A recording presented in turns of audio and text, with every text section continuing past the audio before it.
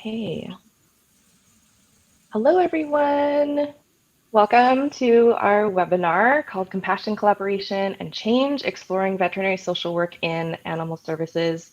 Our panelists today are Natalie Cruz, Dillon Dodson, and Erin Wasson. I will let them all introduce themselves here. So we'll start with Natalie, and we're just going to do a land acknowledgement along with our introductions. So my name is Sarita. My pronouns are she, her. I'm grateful to be listening, learning, and unlearning on the unceded territories of the Musqueam, Squamish, and Tsleil-Waututh Nations, here otherwise known as Vancouver, BC, in Canada. I encourage you to learn about the land that you live and play on, whether you're in Canada or not. The website I've listed there, native-land.ca, was basically created in collaboration with different Indigenous nations. So the information on there is as updated as possible. If different Indigenous nations did, respond. And so if you want to explore, it's basically an interactive map where you can find where you are and see what treaties are relevant to that area, what languages are relevant, and then which nations live on those lands. And I know that that has been updated for Canada, the United States, and then into Mexico, South America as well. So if you're curious, you can also just go ahead and explore. So now I'm just going to invite Natalie to go ahead and introduce herself. Hi, everyone. I'm Natalie. I use she, her pronouns. I will start with the land acknowledgement. So I gratefully acknowledge that I practice as a social worker and live on the unceded Indigenous lands of the Coast Salish people. This includes territories of Kwantlen, Katzie, Matsqui, and Semiahmoo First Nations, the region's mountains, oceans, lakes, and inlets, and the beaches, and the Fraser River and Delta and land surrounding the Salish people, known as the Georgia Strait, make up the traditional territory. The Coast Salish people are a vast and diverse network of culturally and linguistically linked individual communities that comprise of one of the largest Indigenous cultural groups in British Columbia. I am committed to honoring, listening, and continuing to learn from Indigenous people and encourage you all to do so as well. So yeah, I'll start with my introduction. I work at Boundary Bay Veterinary Specialty Hospital, which is out of Surrey, British Columbia. I'm the only social worker currently. They just started this program about a year ago. I have my master's of social work through UBC and currently taking the certificate of veterinary social worker through the University of Tennessee. And prior to my me working here, my experience has been mostly in working in human emergency rooms and working around different settings in the hospital. So that's how my skills have been transferred over to Boundary Bay. Yeah, and I have a dog named Timber. He's a 8-year-old husky lab, and then I also have a rabbit, Gertrude. She's about like 9 now, and she's a lion head rabbit. I'm just really excited to be able to share with you a little bit about veterinary social worker, and if you have any questions, that would be awesome. Thank you. Thanks, Natalie. I want to invite Dillon to introduce herself now.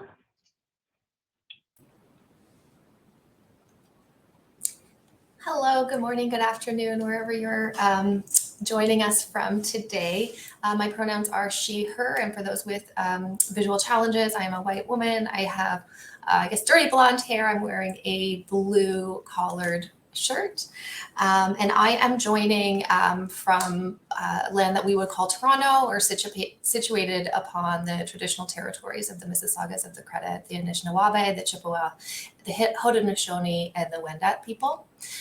This territory is governed by the Dish with One Spoon Wampum Treaty, and this is an agreement to peacefully share and care for the land and its resources. And Toronto is also covered by Treaty 13, which is signed with the Mississaugas of the Credit. And so living and working on this territory makes all people in Toronto treaties people. And so that includes individuals like myself that are settlers or immigrants of this generation or generations past, as well as those who have been brought forcibly as a result of the transatlantic slave trade. We are mindful of our brokering covenants and the acknowledgement of cultural and economic and psychological harm that's done to Indigenous communities by colonial practices and discriminatory policies. And so we are committed here. I'm here from Toronto Humane Society, and we're committed to learning and celebrating and paying tribute to Indigenous histories. In Canada, this is a month of recognition of Indigenous histories. And as an animal welfare organization, we are particularly inspired by Indigenous environmental stewardship and the spiritual significance of the human-animal relationship in Indigenous cultures. And so we strive to eradicate the root causes of animal vulnerability and build a more compassionate world. I am a registered social worker. I have been practicing primarily in human mental health for approximately the last 15 years, primarily in the homelessness sector. Half of that time also with survivors of gender-based and sexual violence. I've been practicing in the world of veterinary social work. I believe it started in about 2019, where I was able to partner with horses to facilitate equine facilitated psychotherapy, and joined Toronto Humane Society in approximately 3.5 years ago, and now am the full-time registered social worker in this space. If you can hear barking, that is my heart puppy, Murphy. He's 3.5, is a Pyrenees mix from Northern Ontario, who arrived to my family through Toronto Humane Society. And I think on that note, I will pass it along. All right, and Erin, last but not least, I invite you to introduce yourself and do your land acknowledgement. Hi there. So I'm Erin Wasson. I'm a veterinary social worker in Saskatoon, Saskatchewan. My pronouns are also she, her, and for those folks who are visually impaired, I actually match Dillon today in terms of wearing a blue collared shirt. But I used to be a redhead until my daughter stole that from me through childbirth, and now she's got red hair and mine's a lot grayer and a lot more brown these days. But I am a white woman, and I've got some freckles and a set of glasses on to help my own vision today a little bit. So I want to just start by recognizing that I live, work, and learn on Treaty 6 territory, which is the homeland of the Métis. The First Nation signatories of Treaty 6 are the Nehiyawak Cree, Dene, Nakota, and Anishinaabeg or Saulteaux.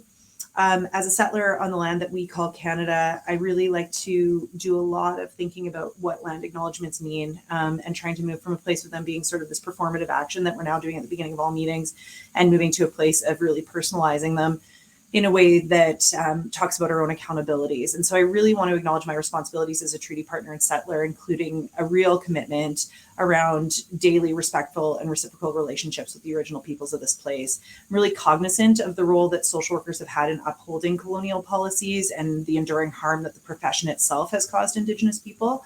And so for this reason, I'm especially concerned about advocating for and supporting Indigenous sovereignty and economic control over unceded traditional lands. So some folks might know this as the term land back. Engaging in mutual aid, reimbursing Indigenous educators, formal or informal. So those of you that are following a bunch of Instagram accounts, I hope you're also contributing to their Patreons. For the labor and the emotional labor and physical labor that is a part of educating folks around colonization and the impacts therein. I think it's also really important that we take responsibility for learning about Canada's colonial history, past and present, because it's not just history, it's happening now. The survivors who participated in the Truth and Reconciliation Commission really worked to come from a place of vulnerability and come up with some calls to action that are really, really important. So if you haven't read the 94 calls to action, I recommend that you do that and figure out how you can situate yourself in your personal and professional work to meaningfully participate in reconciliation. I also recommend that folks take the opportunity to complete the Indigenous Canada course through the University of Alberta. It's free and it provides an opportunity to learn about different histories and contemporary perspectives of Indigenous people. Also, lots of people attending today, probably from the animal welfare sector. So I would also just redirect you. A colleague of mine, Dr. Jordan Woodsworth, recently completed some really interesting work around healthy dogs and healthy communities and dogs as love medicine as a part of her PhD work, and working with northern communities in L'Orange area in Saskatchewan. Lots of information in there around challenging biases that we might hold around the welfare of dogs in Indigenous communities. Beyond that, and this is the last thing I'm going to say because I recognize that we've taken a good long time, but I think it's really important we talk about something else, which is that June 21st represents National Indigenous Peoples Day. So this is a time to celebrate culture and contribution of First Nations, Inuit, and Métis people. Part of reconciliation I think, is really examining the deficit-based language that we use to further disenfranchise Indigenous people. So I think it's equally important that we're participating in and learning about the strengths of Indigenous people, leadership, culture, and that in and of itself is an act of reconciliation. And for that reason, I'd ask that you folks who are attending today really take some time to explore what's available in your home communities and where you might participate. Reconciliation just really cannot happen outside of relationship and relationality. So in order to meaningfully proceed in any kind of reconciliation, investments need to be made. We need to build connections with individuals and communities. And it's the responsibilities of people who benefit from colonialism, white people like myself, to do the work of reconciliation and humbly enter into uncomfortable space to build those connections. So that's all I have to say on that front. Thank you, Erin. I want to sort of back up for a second because I realized I sort of didn't fully introduce even this webinar in my hurry to get started. So I'm going to stop sharing my screen and just sort of give you a bit of a structure of what we're going to be doing today. So now that we've sort of introduced ourselves, I am basically facilitating a discussion between our three panelists on veterinary social work, why it's beneficial in the animal services sector, and how it aligns with a trauma-informed approach. So I'm the program manager at Vancouver Humane Society for the trauma-informed training program. And if you're interested in that, I will share some information about that at the end of the webinar. And as well, if you stay towards the end, you will be entered in a draw for a giveaway to win $50 to a local, if you're interested in that, pet store or a pet store like PetSmart. So if you stay till the end, you'll be eligible for that, and then you'll get an email after the webinar with who's won that. So I hope you stay till the end. And with that, so we'll start with a discussion, a panel discussion, probably about half an hour, and then we'll have 15 minutes at the end for Q&A. So if you have any questions, please pop them into the questions box. I'll try to keep an eye on the chat box as well to see if there's any questions there, but it will be absolutely a lot easier if we're popping it into that questions box at the bottom there. And so I'm just going to go ahead and get started. And again, if anyone has any comments or you want to share where you're from, go ahead and drop that into the chat. And in the meantime, we'll go ahead and begin. So our first question is, what is veterinary social work and how does it differ from traditional social work?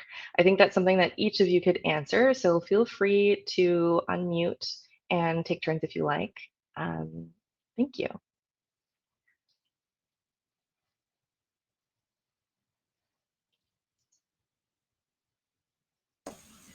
Well, since no one's jumping in, so I started the veterinary social work program in Saskatchewan back in 2014. And I think I had all kinds of preconceived notions about what veterinary social work was as a result of what University of Tennessee, Knoxville was offering specifically through their programming. But one of the things that I wanted to maintain as a social worker was an openness to who my community is and the needs of my community specifically. And so this might be an unpopular opinion. I don't know, other people might disagree with me, but I don't think veterinary social work differs from social work. I think it's social work in another setting. I think it takes on characteristics of crisis-based social work, individual counseling, group work, psychoeducation, acute care pieces in there. I think that there's also, bits of gerontology. I also think that if you've got any kind of history doing forensic social work of any kind, whether that be child welfare or those kinds of pieces, you can see a lot of overlap there. We can talk about that more later as the discussion goes on. But in my opinion, I don't think it actually differs. I think this is the unique part of social work practice as a whole, is that we as social workers are located in a raft of different areas, and veterinary medicine is just simply one of them. Yes, I totally agree with Erin. The similarities that we do, like even with humans, like we're working with humans in veterinary settings, right? Like we're not working with the animals, of course. So I think if anything, like I feel like we're there to support, the owners that are coming through. But the difference that I haven't experienced in my previous work as a social worker is supporting the staff that work out of Boundary Bay. So that would be like the only difference I would say is just providing like resources or like mental health support around their journey here in Boundary Bay. But yeah, so, but other than that, totally with Erin. Yeah, I would agree. I mean, I think when we talk about veterinary social work, we're essentially talking about attending to the needs that arise, right, between this intersection of human and animals.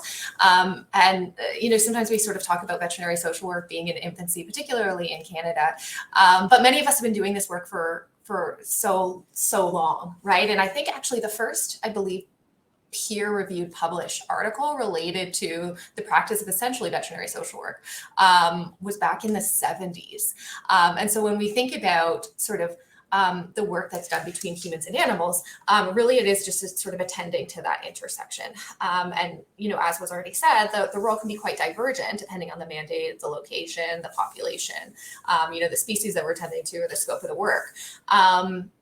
I think probably sort of one of the differences is that there are a lot of beings that are involved. And certainly, like similar to other areas of social work, we really need to attune to our community as well as the space that we're arriving in. And so, if we were based in a hospital setting, we certainly would have to acclimate ourselves to sort of the vernacular that's used there, sort of the population or whoever we're serving. And certainly that is absolutely the same in veterinary social work. We're just sort of existing within primarily animal spaces. I would say that sort of the traditional VSW focus areas has really been sort of in four general areas, which focus on animal related grief and bereavement, intentional well-being, and then certainly that link, right, between, animal abuse and interpersonal violence and how those sort of often co-occur and intersect. And of course, the massive field of animal-assisted interventions that exist. So the similarities essentially are that we need the core skills as social workers to be able to engage respectfully, ethically, and morally in a way to create safe spaces, whether we're working with colleagues, whether we're supporting pet families and pet owners. And really, I think the other key piece is a recognition for lived experience, right? And so this is sort of a burgeoning recognition in social work, is that lived experience is absolutely pivotal, that we're creating respectful spaces for those of us that are service users and have lived experience. And so I think social work has taken on, a really profound space to recognize the importance of this. And so pairing that sort of within the animal context is also really important, because many of us have experienced healing within the context of a relationship with an animal. And I think the only other piece that I would put here is that actually social work literature is engaging in debates about the responsibility of social workers to actually attend to the welfare of animals themselves. And so this is something that I think we should really be thinking about as social workers around our actual innate responsibility to see animals as beings that we need to engage their care providers, their care teams in a really collaborative way. I think I just want to add something to what Dillon's saying too that's really important, because I think she covered a lot of really important pieces here in terms of looping in all the bits around relationship and the role that animals have in sort of the human-animal interface. One of the emerging pieces I think that's coming in veterinary social work too, and a real opportunity that we're seeing, is getting a clearer definition of what veterinary social work is, which is sort of what some of this question is. Because we know that if you're not practicing with veterinarians, then you're probably not doing veterinary social work. You're doing some sort of social work within the human-animal interface. And I think we do ourselves a bit of a disservice because we've created this sort of niche space that's created a lot of interest, but doesn't adequately capture the roles of folks who are working in the human-animal interface but aren't located in a veterinary setting.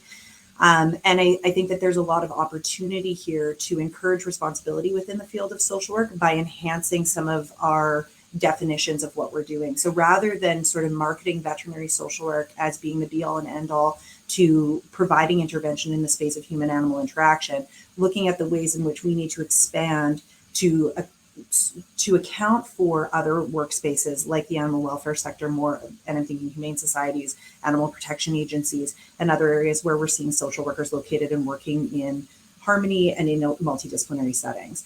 So it's always really interesting when I'm asked this question of what is veterinary social work, because we of course have those definitions that Dillon summarized that come from University of Tennessee, Knoxville. We've got definitions that are emerging from other areas. Like I know that I'm one of the only veterinary social workers in North America that does large animal work, right? That's not a common practice. And so we're seeing these sort of emergences and these changes in the role. And what I'm really conscious of is that social work as a profession has sometimes felt devalued. And so when you feel devalued, you can start to cling to defined work titles as a means of trying to give yourself some kind of credibility in whatever world you're walking in.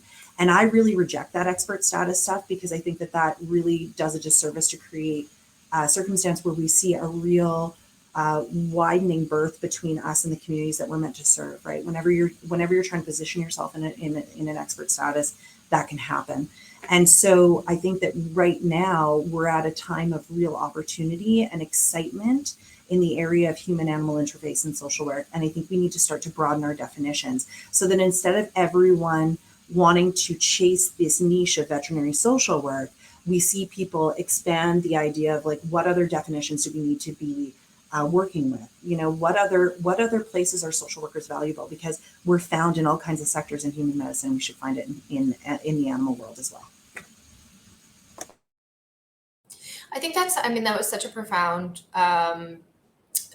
comment, Erin, and I think that there's so many threads there that I think are really pivotal and important, and we could probably spend the bulk of this time actually teasing apart a lot of those elements, because it really was profound. And what you awoken for me is when I'm thinking about sort of social work and veterinary social work. I mean, I think we're also really well equipped to do work related to equity and inclusion and diversity, right? And so, I mean, I think this is sort of some of what you're talking about in terms of power and privilege, and both how we see ourselves in other industries, and also the power and opportunity that we have to sort of be able to both diversify our field and as well as sort of elevating and sort of recognizing the power of the human-animal bond in the spaces that it occurs. So well, not being territorial, right? Not being territorial and not trying to necessarily monetize pain, right? Like there is what I've seen is sort of a growth industry around this stuff, and I think that there's room for folks to market themselves and for folks to be able to engage in this space and to provide really valuable education and opportunities and all that kind of stuff without it needing to, without losing humility, right? While maintaining humility and understanding and making room for lived experience. I mean, I could go on about this forever, and I think we could probably talk about this more when we get into the other questions that Sarita's got down for us. But I think that there's room for us to sort of expand our ideas of what is valuable social work and human-animal interface, and that it doesn't have to be veterinary. And that veterinary and being in a veterinary setting, really valuable, great place for social workers. Obviously, I think so. I am one. But moving beyond that, how are we serving to then, as if you are in a veterinary setting and you're seeing these social workers working in other sectors, how are we serving to expand those definitions and then sort of add value to those roles and really elevate those roles so that you don't have to be sort of labeled in this niche area in order to be considered somebody who's doing valuable work with human-animal bond and human-animal interaction and the interface and the challenges therein. Yeah, that's all I'm kind of getting at.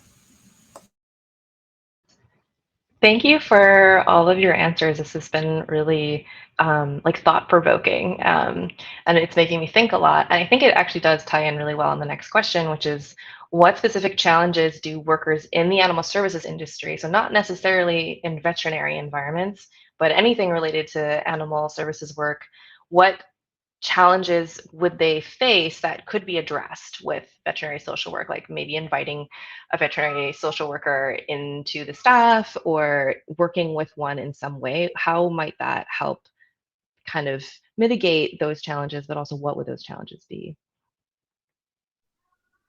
I could start. I feel like not just in like a veterinarian setting, but I feel like there's a lot of maybe like stigma that's surrounded around kind of what animal services the industry does in general, right? Like veterinarian medicine or even like the humane societies and things like that. And I think, you know, supporting people alongside that is really good. And one thing, it's kind of funny that Erin was talking about like the veterinary social worker, because I only work specifically for Boundary Bay. And, you know, one thing that we're looking into is if I could kind of branch off to help not just like this Boundary Bay, because I think that is something that it's not just the veterinarians here, right? There's the humane societies, there's other veterinarian clinics that unfortunately maybe can't afford like a full-time social worker. And I think that's where, you know, collaboration between different types of, you know, people in BC that are in the animal sector could possibly, I guess, like we could help in that journey. So anyways, I just think that for me, like, it's almost like the lack of like understanding of like, it's not just here, like I want to be able to expand it to other areas. So it's not just a one stop here, like if that makes sense. So.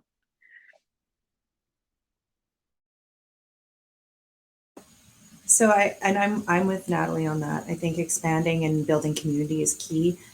One of the things that I've always been really conscious about when you think about doing any kind of program development is the vulnerabilities that you're building in with your program development. So if everything is on the shoulders of one individual and it doesn't expand, there's no network, there's no nothing, you know, what kind of vulnerability are you creating? Because then really, if that person is gone, so too are all their relationships, so too are all the connections that they've built, and in truth, so too is your program. So I'm also really, I'm a pretty staunch believer that we have a lot of within our communities, we have a lot of pre-existing strengths. And there are a lot of services that if they are made aware of or invited to acknowledge sort of the ways in which they could be providing support and service in these areas, they're more than willing to do so. And so a lot of what I've focused on in terms of my own practice is how do we take our community networks, how do we work with pre-existing services, and then how do we invite those folks to attend to the human-animal interface. And so that means, you know, doing in-services or things of that nature. So in terms of the veterinary social work role, right, it's sort of synthesizing all of that information and providing education and support. So how do I work with those services to sort of be able to think about the ways in which they might be providing support? And that's everything from folks who are doing discharge planning within a hospital setting and who are working with elderly folks that are maybe moving into long-term care. Like, what are you putting in place to accommodate for animals? What are you doing to work with them around their pets? All of that different kind of stuff. What are ways in which people are going to be unwilling to access care because that might mean that their pets are left without care for the duration of their hospital stay, right? I think that our acute care settings, our mental health settings, all of those folks are more than willing to engage in those conversations. So then for me, I look at the veterinary social work role as being somebody who knits community together. That's the idea, right? Sure, I provide services within the veterinary medical center. I see clients in large and small animal clinic. I do education around around communication, all kinds of different stuff with our interns and residents. But the community development piece is about also seeing that there's this gap and then filling the gap, not just with ourselves, right? Not getting off on our own hype and then, you know, using that to sort of give us motivation to carry on, right? Looking at it and going like, okay, so I see this gap. I also see what services could be knitted together to close that gap and to be able to provide that support. I'm not the be all and end all, and I may not be around forever. And so for that reason, you know, how do we create a better network of individuals who can meet those needs for our community? And then how, by doing that, do we enshrine things like pathways through those systems to alleviate barriers for clients and also create access to care, especially in like settings that have hardly anybody, right? If you're in a rural or remote setting and you don't have access to a pile of care, plonking a veterinary social worker in there is not going to be the answer to everyone's woes. That's not the answer. The answer is knitting together relationships between the folks that are providing service to animals and the folks that are providing service to human beings. And so I don't know that that's hiring somebody in your clinic. I think that's more along the lines of bringing somebody in who can start to bring everyone to the table and create community. I love what you're saying. And I think the combination of Natalie, what you've said, and Erin, what you're saying makes tremendous sense. Because when we think about sort of traditional social work, we're really talking about sort of, that micro, our meso, and our macro level of ability to exercise influence and change. And so, yes, I think, we could all probably talk about the micro level and the micro relationships that we are influencing in terms of service navigation and client contact and family support and risk assessment and safety assessments, all of those other pieces that we know how to do as social workers.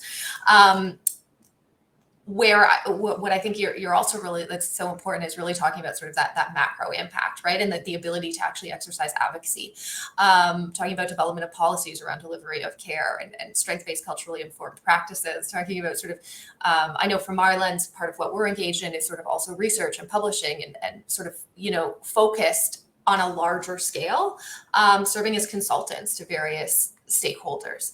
And so looking at sort of these other levels, the day-to-day and the micro is really important, right? That is a lot of where we have some of our expertise, and that's where we can have really safe conversations where pet families can present sort of what is really at play that's impacting and interrupting their ability to provide the level of care that they want and that they deserve. But also looking a little bit wider at what are these systemic issues that are existing both in our acute community, but also in our larger community that are impacting the ability for humans, animals, and the environment to live really freely and in a dignified manner. Thank you all for those answers. This is sort of, it sounds to me kind of like ultimately the challenge that organizations might be facing is sort of finding a way to like you'd mentioned, sort of like bridging the gaps that maybe we are not really sure are even like what they are, or like what's missing, because you have some of that experience in the human services sector that can kind of provide insight more that maybe organizations don't have from their standpoint. So it kind of sounds like a way to start the collaboration, the cross-sector collaboration that we're talking about, where we're basically looking at a system that's not working, and then this might be a way to kind of maybe not, solve all the problems, but begin to kind of mitigate them and start to think about things in a different way than things have been done, because at this point, maybe it's not working the way that it's been done. And so this is like, I feel inspired listening to this. It's sort of just like, okay, like maybe there's something we can actually try now. And not, again, Erin, like you're saying, it's not necessarily like, okay, go hire a veterinary social worker and now you're done. But it's like it's a great place to start. And I'm seeing lots of questions coming in, so Yeah, I'm excited. I think I just want to also like hone in on one key feature too, but it's also not duplicating service, right? So one of the features here that can be problematic is if we start to hire veterinary social workers everywhere, the cost to have that person in a clinic is it costs the clinic something, and that has to be downloaded somewhere. And so that's going to come through clinic fees, that's going to come through some other measure.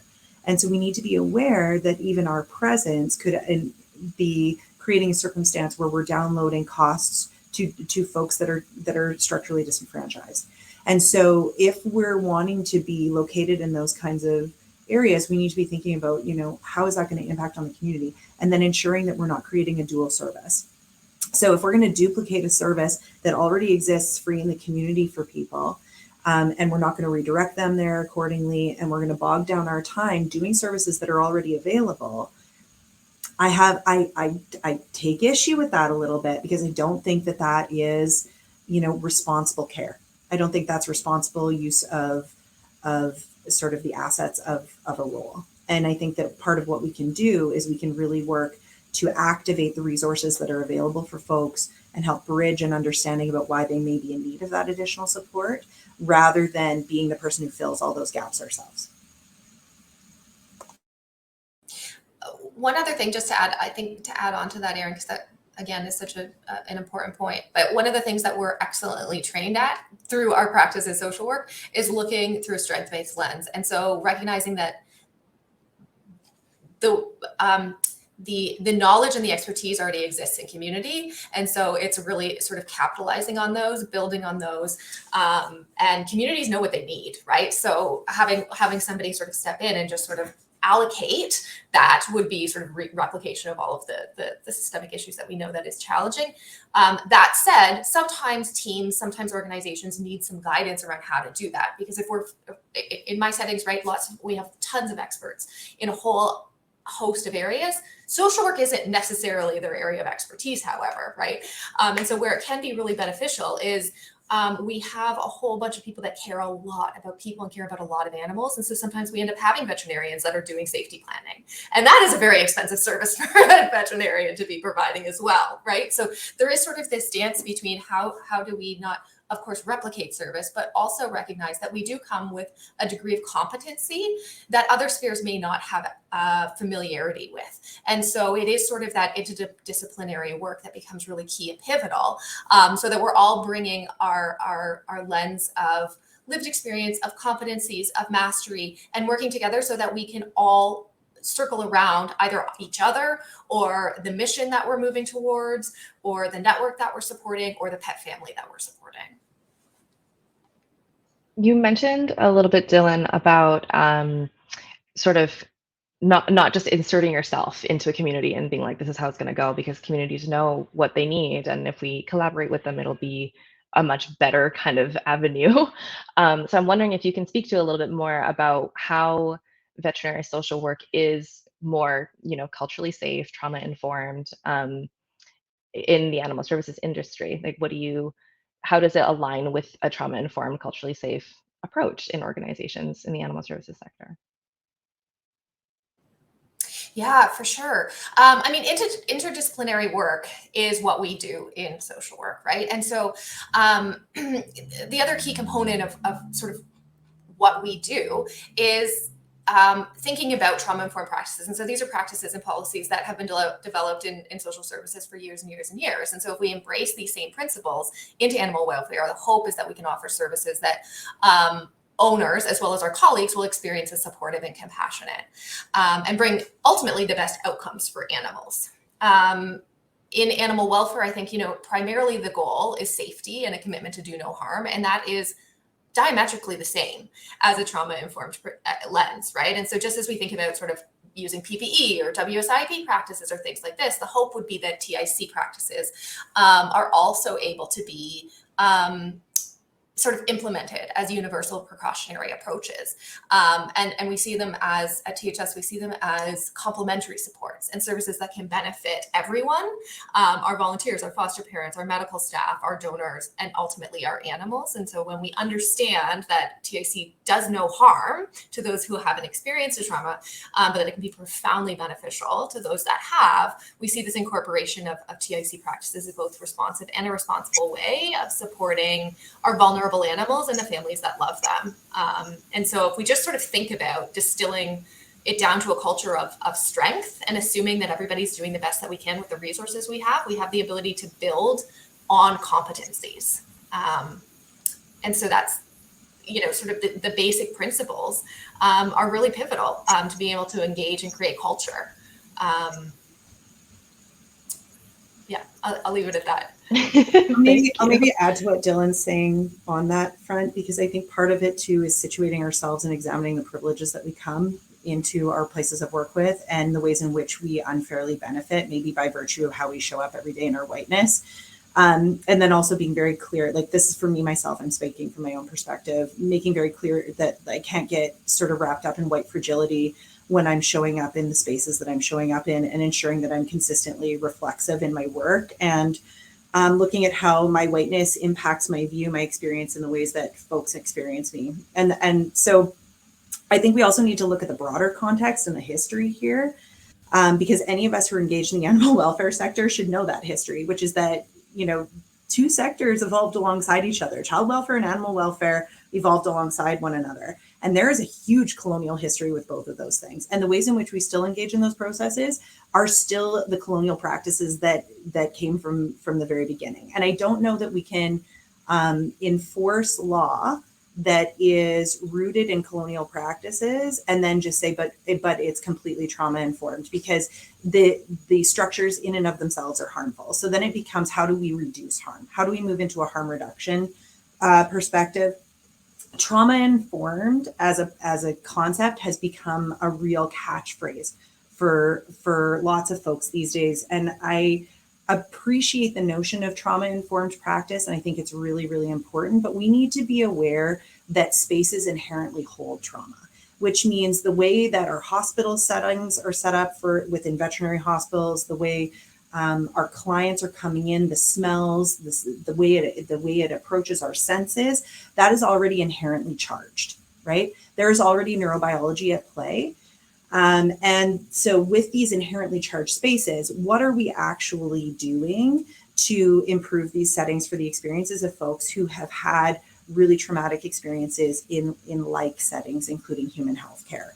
And so from my perspective, part of what veterinary social work's role is in engaging in trauma-informed care is first acknowledging that the trauma is happening, that it's going to continue to happen, and that the structures exist in a way that will continue to traumatize people. And so if we just get clear about that and get honest about it, then we can start to talk about the type of mentorship, connection, support, education, all of those pieces that need to come into play. And so at the College of Social, or the College of Veterinary Medicine here, they're working around doing some very, very strategic pieces around anti-racist education, which is being done by a colleague of mine here. We are looking at the ways in which trauma informs people's communication and adding that to the curriculum for our house officers, for our interns, for our residents, and then also drawing attention to that when we're providing client support. So we're recognizing that clients are already coming into an already charged experience. I think ideally on the micro level of social work, we should be providing service to people in their chosen language, right? Like that would be an example of trauma-informed and culturally safe practice. But when you are one veterinary social worker in a veterinary setting, it's not always accessible. And so then what are we doing to get impartial interpreters involved and independent interpreters involved when we see language as a barrier? What are we doing to provide, provide support in the workplace and encouragement in the workplace around cultural humility? What are we doing to encourage that in social work education? That should be a part of basic social work education. What engagement do folks have with their standards of practice and their professional associations around things like cultural humility and beyond all of that, what are you doing to connect more broadly to your community and the world events that impact on your community, right? If you are going to truly attend to cultural safety, then you should have some sense of what's going on with the broader world. Because if you don't know what's going on for people when they come to Canada as newcomers or through our immigration process, and if you aren't aware of the colonial history and the structures at play, and you can't sort of pull those more macro pieces apart, then at your micro level, you're probably not providing culturally safe work.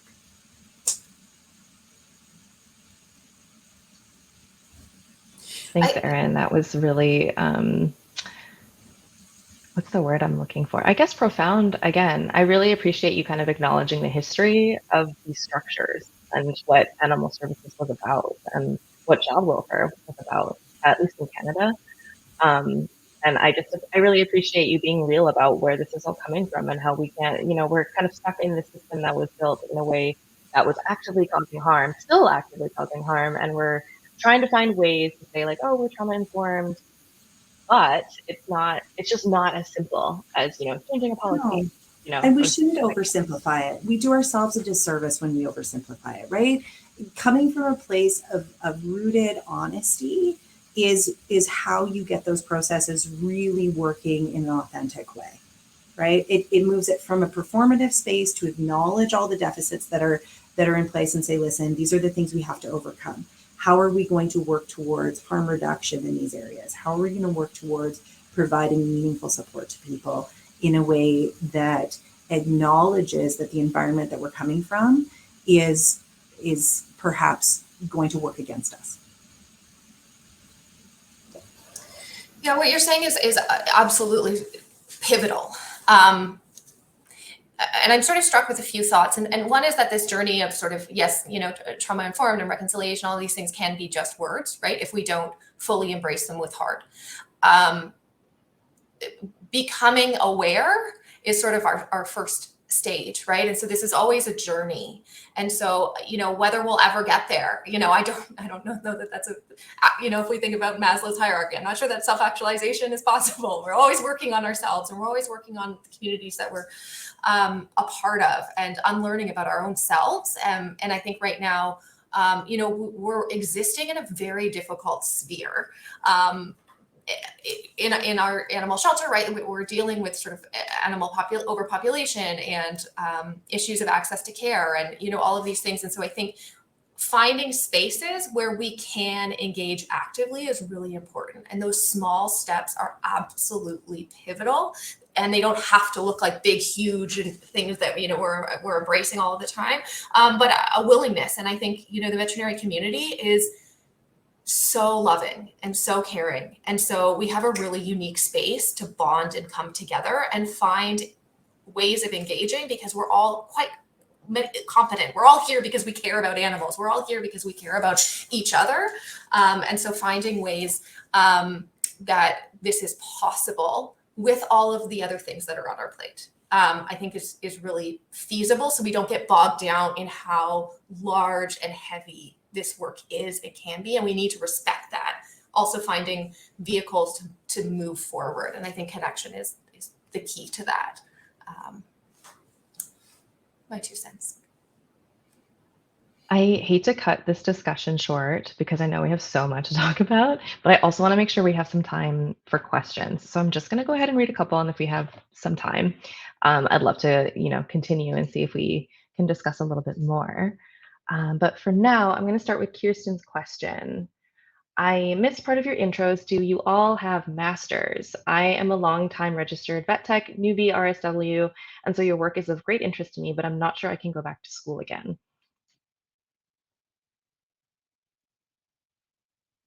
So yes, I've got a master's degree. I think Dillon and Natalie, you guys both have master's degrees too, right? Yeah. Here's the thing about all of this. I don't like to have us create barriers that are unnecessary. Here's what I think is more important. Oh man, this is, yeah, I'm just gonna say it, whatever. I don't give a shit. Okay, so there's a lot of emphasis on you need an MSW in order to do this kind of work. I think that in the future, when you see specialty hospitals and other folks advertising these jobs, an MSW is going to be on those job descriptions, and that's going to be an expectation. Do I think that going to school for a master's degree immediately means you're competent? Absolutely not. I know a lot of master's degree social workers that have no work experience that cart out their MSW and use that as carte blanche to have credibility. And I don't think it actually speaks to their work experience or capacity to do social work. And I think people inflate their sense of their own abilities based on feelings of insecurity.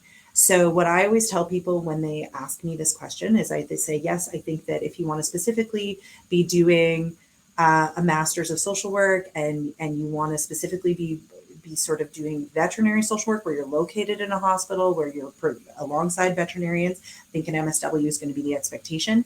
But I don't think that you should feel limited from the human-animal interface and the broader work that needs to happen because you, quote, only have a BSW. What I would encourage is that people expand their skill set. So if you have only ever worked in the animal field, and now you're working as a social worker, expand what you think social work is. Go and get your experience in the areas of crisis management. Go and get your experience in acute care. Go and get your experience as an individual counselor or group therapist with a mental health team. Go and get your experience in gerontology. Go and get your experience in child welfare, right? Get those experiences and start to cultivate a larger skill set. Because at the end of the day, I think what we actually need is people who are innovative, that see some of the gaps and can fill those roles as social workers. For one, I've been saying this, and I know there's people who have joined this chat who have heard me say this a million times, but why we don't have, in Saskatchewan specifically, something like Elder Dog, which is available in Ontario, boggles my mind. We need a keen social worker who wants to show up, who wants to start the CBO, who wants to start the NGO, who can write a grant, who wants to access the pots of money available to start programs like this, to come in and do it. And that doesn't need to be an MSW.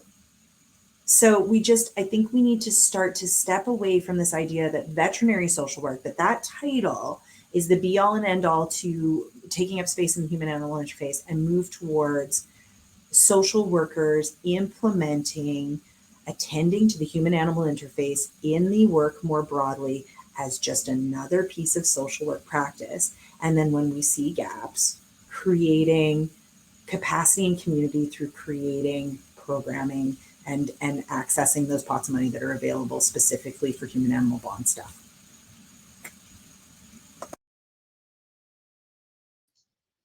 Thank you for saying that. I think it's also an interesting thing. My background is actually in teaching. I have a background in trauma-informed care in an educational background, which again, also very colonial kind of environment. But I appreciate you saying that also, because not everyone can just go get an MSW. Like, it's just not, there's so many barriers around that. And I'm grateful for you saying that there are other ways to get into this type of work. Because like I'm not an MSW, I'm not necessarily doing that type of work, but I never thought I'd be in this environment at all. And I am someone who doesn't have any animal services experience or credentials. And I think that it's cool to see that, life experience and work experience can work together to get us to where we want to go, depending on where your interests are. So yeah, thank you for speaking to that in this specific kind of environment. Our next question is from Vanessa. Can Dillon or Erin explain a day in their work lives? Are humane societies in Canada paying social workers to work at the humane societies? How can we find out what veterinary practices would hire a social worker? Thank you. Thanks, Vanessa. That's a multi-tiered question. So I'll do my level best to answer at least part of that. I do work at Toronto Humane Society, and so that's sort of where that is my full-time job. I actually departed community mental health in December. I was just doing that work for 15 years and then made the full-time switch. So a day in the life is quite, actually sort of similar to what Erin was saying, is not dissimilar from a social worker, right? We have rounds, we have team meetings, we have network meetings. I sit on a number of human service tables to stay connected to my community and to understand what their growing needs are and where the gaps are in services. I do proposal writing for where there are gaps and needs. I do a lot of sort of service navigation and care coordination for families that are experiencing a diverse sort of, plethora of concerns or perhaps human issues. They may come in for with their animal need. But then sort of what I have found is that if I'm able to essentially do good on my word, if I can meet the animal's needs through my, through our animal care team, that builds rapport, that builds trust. And then over time, if I've been able to do good on my promise or my offer of care and service, then they may grant me the opportunity to learn a little bit more about what's happening in their circumstances, right? And so if we can offer consistency and transparency, then sometimes I go, this is the link to community, right? So we can talk about housing issues, we can talk about legal concerns, we can talk about family violence issues, we can talk about housing precarity or food insecurity or things of these natures. And so that's sort of, perhaps some of what my day looks like. It is sort of like outreach and partnership. It is direct care service.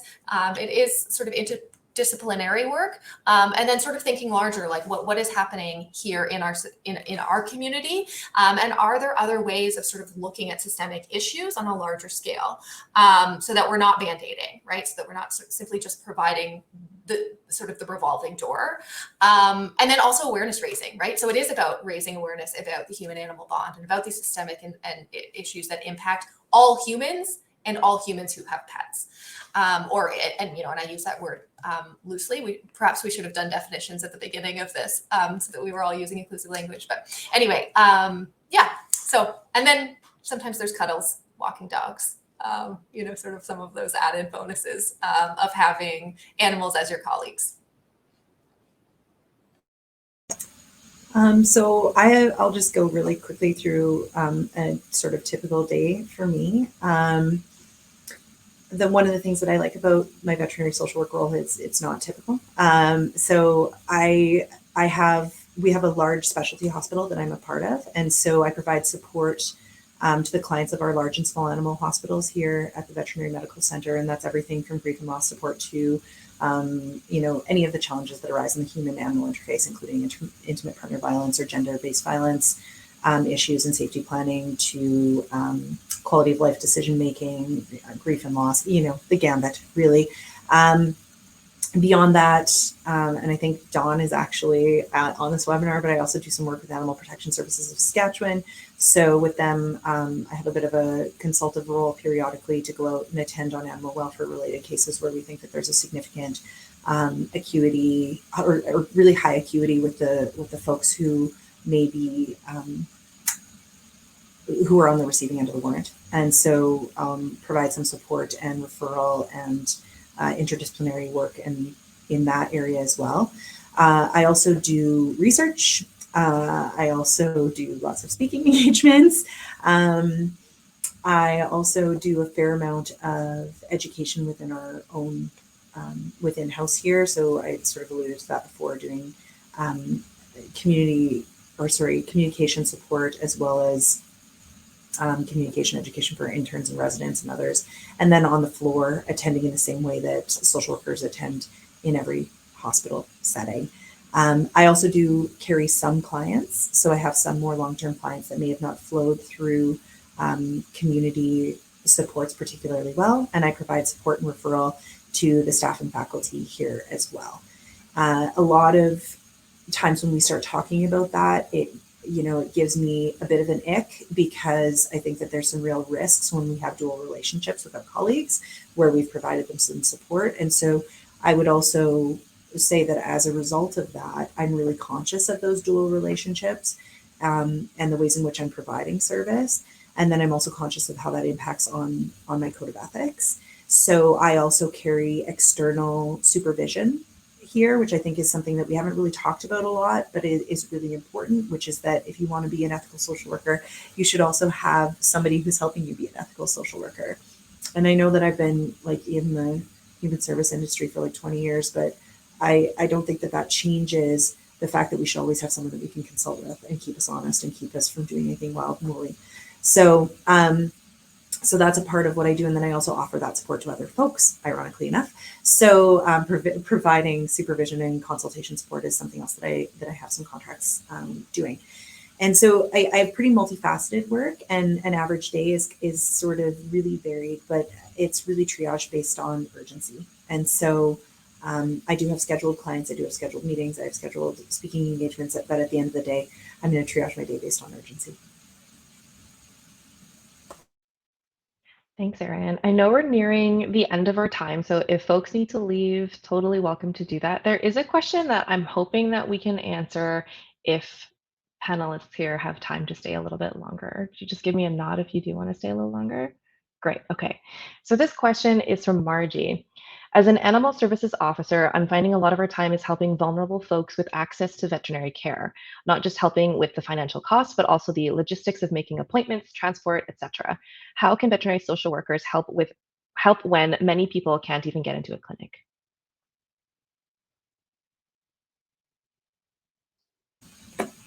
Advocating for access to care. I mean, access to care is tremendously challenging right now. We have a veterinary shortage that is extremely challenging right now across our country. So I think if we don't address a veterinary shortage, we don't figure out how to do telemedicine, and we don't figure out how to circumvent distance and finances, we don't see this improve. Just to be real direct about it. Access to care has been an issue for eons. And I think now that we are getting more well-equipped to acknowledge the human component on the other side of animal welfare issues, where we don't just simply demonize that person and do all of the things that we used to do, which is just say, oh, well, animals have animal welfare issues because the people don't care and they abandoned them, right? When we work with the realities of, when you have a human who is disenfranchised or unwell, their animals will too be disenfranchised and unwell. So until we start to address those kinds of issues in a structural way through things like I've already said, access to care in terms of telemedicine and managing the financial constraints that come from having animals in our lives, if we can't figure out some ways around that, I don't think we see it improve. And so that's not to say that it can't improve, but it is to say that we need to address it from a structural place. And I see organizations that have been doing this for 20 years, like Community Vet Outreach, who are doing exactly that, right? CVO has been around for 20 years. Michelle Lem spearheaded that. She created the flagship that everybody else has really wanted to emulate, which is this idea of incorporating One Health in terms in the care of animals and in the care of their people.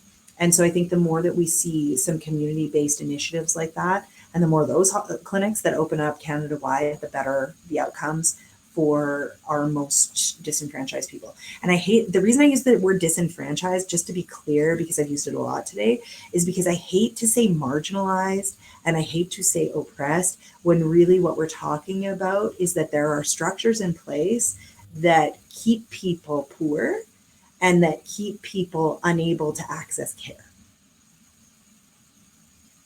And those structures are social structures as well as legal structures. And so for that reason, I'm sort of unwilling to say like, oh, you're just marginalized, when actually you're being structurally excluded. Like you're being socially excluded. So it's kind of political to do that. Whatever, I don't care. It's how I feel about it. I'm getting older in my social work practice, so now I say what I think. And I think that one of the biggest ways that we address an issue like this is through genuinely looking at it from a social model of care around animals, the same way that we do when we talk about human beings and access to care. Totally. I mean, access to care is also, to me, kind of it's an issue in that I just saw somebody leave a comment in the chat about how there's basically no services available in a remote community like in Nunavut, which is coming all like basically pulling all of this history into this moment. It's like, well, a lot of Indigenous communities were forcibly removed and sent away, or had to try and flee and go north because that's where they could go.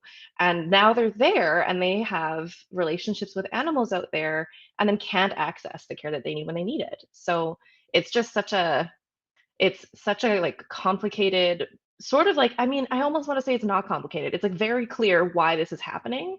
And now it's sort of like, it's a great question to ask, what do we do when people can't access it? And the answer is, okay, well, how do we need to make it accessible. How do we make it accessible? And so that's the conversation, it sounds like.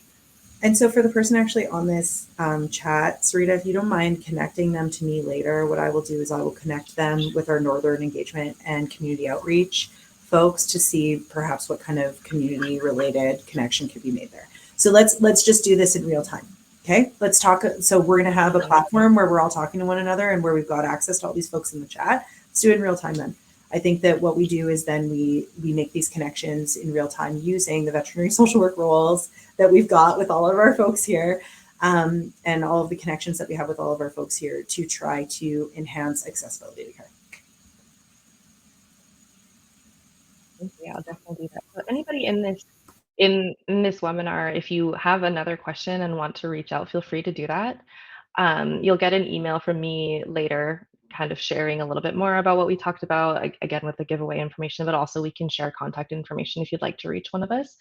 I know we're 5 minutes over time. I've got one last question that I think might be worth discussing before we go.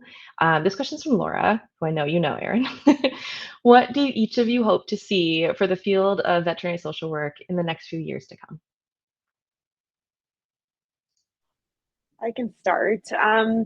Honestly, like I was mentioning earlier, like I feel like to expand in the community, like, and I think Erin, honestly, everything that you've said today, I was like, I have no idea how I could make it sound any better, to be honest. But there's so many like systemic part of this that it's almost like, whoa, Natalie, like wake up a little bit, right? Like it's like the micro level, but there's so many more other levels that I think is important. So I think to continue to try to grow and as a social worker, but also, helping the community in general and to continue to grow veterinary social worker. And again, when we say veterinary social worker, I feel like that kind of just closes it off a little bit. So even just, expanding it in general would be good.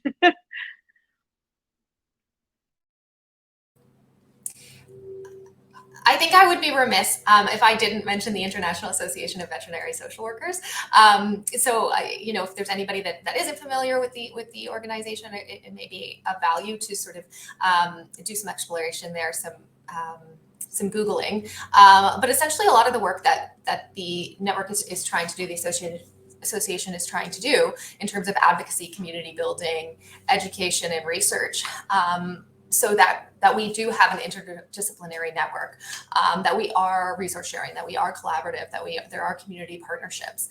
I think having, the need to have some comprehensive research opportunities for those of us that are working in the field of social work with animals, if we want to change sort of the language there a little bit.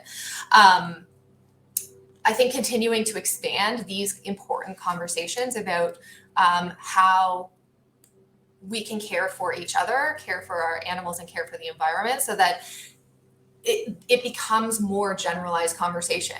I less often get, well, what do you do? It's sort of more just, oh yeah, that makes tremendous sense. That in order to take care of each other and to take care of the planet that we're living on, that we're thinking beyond just sort of ourselves or just the animals, and sort of breaking down these silos, so that there is sort of more consideration for the land that we're on and the multitude of species that continue to exist here.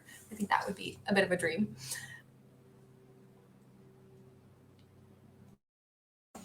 So admittedly, I need you to repeat the question, Sarita. Sure, no problem. I got lost in what Dillon was saying, and then my brain just went like in different directions. I hear you. Okay, what do each of you hope to see for the field of veterinary social work in the next few years to come? Okay, so obviously expansion and growth is always great. I think veterinary social work is blossoming in terms of what it is. I would like to see a delineation, to be honest, and some respect for the role of social workers outside of veterinary hospital settings and outside, so that and the importance of the work that they are doing in like the animal welfare sector, or in terms of human animal interventions in different kinds of ways, right? I like, that's what I would love to see. I'll be honest, the other thing I'd like to see, and we didn't really get to talk about it a lot today or at all today, but about the idea of compassion fatigue and those kinds of pieces. So compassion fatigue is really a misnomer, right? It's not our compassion that fatigues, it's our empathy. It's a different part of the brain. Folks should really look at the work of Tanya Singer to kind of explore that a little bit more, because we know from the neurobiology that it's not the same thing. And so I think that there's this area of veterinary social work where we talk about attending to compassion fatigue, and it's not really what we need to be attending to, because it doesn't exist. It's empathic distress, right? And so like empathy is how we connect to other people. Then we get to this place, and this is the work of Tanya Singer, and Trisha Dowling is the one who actually like really dragged me through this in our own college, Dr. Trisha Dowling, which has completely changed my perspective on all this stuff. But empathy is how we make our social connection, right? And then from that point, we have sort of two trajectories we can go down. We can go into a place of compassion and empathetic concern and sympathy, where we have really good, dopamine and oxytocin responses to that. Or we can go into empathic distress, where we get to a place where we're mistaking ourselves for someone else. And the difference between those two things is self and other differentiation, right? Empathic distress is really just self-centered place, as opposed to compassion being an other-centered place. And so what I would really like us to do, and what the trajectory that I would really like to see, especially in the area of veterinary well-being, because that's one component of veterinary social work, I'd like to see us move away from this sort of misnomer of compassion fatigue and move into a place of empathic distress and addressing empathic distress and figuring out why it is that folks are struggling to differentiate from the distress in front of them, and doing some skill building in that area. And I think that that goes not just within veterinary medicine, but across sectors where we are in the company of other people's distress and where we see secondary traumatic stress happen a lot. So I'd like to see some of that change. And then just at the risk of sort of repeating myself forever, creating some new definitions for how social workers are intervening in this space of a human-animal interface. Let's get bigger with our language than veterinary social work, right? Let's talk about something more than we need to have people located in veterinary hospitals in order to do this work. Let's activate the agency of social workers that are working in mental health settings and other places where they feel like this is a skill set that they already possess, and where they have some capacity to do it in their workplaces where they are now, right? We need some imagination and some freedom to attend to the other members of the family, which are the animal members of the family. So that's my spiel. Thanks, Erin. Okay, with that, I'm going to bring us to a bit of a close here. I know that we've stayed a bit late, so thank you all for staying with us. The last thing that I just want to share is a little bit about our trauma-informed training program through the Vancouver Humane Society. So this is a program that I facilitate. Essentially, we have an online course available that is free and available for anyone, regardless of what country you're in. We also do workshops. Those are only for organizations in Canada, and I can travel to you if you're in BC. So take a look at the website. I'll pop it into the chat as well, just so it's easier to access. And if you have any questions or thoughts about that, feel free to email me. That's my email, traumainformed@vancouverhumanesociety.bc.ca. Thanks everyone for being here. And if you have any questions, again, feel free to reply to all the emails that come to you. And if you're looking for contact information for Erin, Dillon, or Natalie, let me know and I'll see if I can get that to you. And yes, thank you all for joining us. Thank you also, Erin, Dillon, and Natalie for joining for this wonderful discussion. This has been really, really, really insightful and inspiring. So thank you so much for taking the time out of your days to do this with me. All right, take care, everyone. Have a wonderful day. Bye.